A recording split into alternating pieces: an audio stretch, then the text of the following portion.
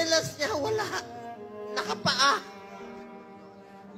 Huli namin pag-uusap, nasa eroplano siya. Sabi ni Bing Atty. Mejaldea, nakapaa siya. Buti na lang, may nagsuot ng kanyang suot kahapon. Hindi niya kaya. Ang lamig doon. Alam niyo, salamat sa piloto niya. Isang co-pilot doon. Binigay niya yung kalo niya kay Tatay Digong dahil alam nila malamig. Binaba siya sa stretcher, mag-isa siya. Hindi alam ni Atty. Mejaldea, saan siya dinala.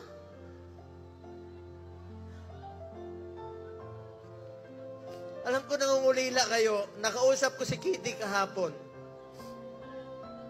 Alam niyo, bilib ako kay Kitty.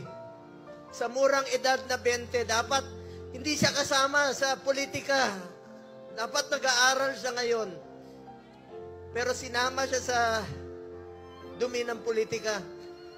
Tinawagan ko siya kahapon. Sabi niya, ninong niya ako eh.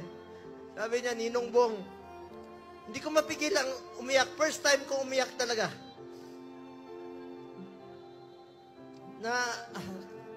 Kausap siya.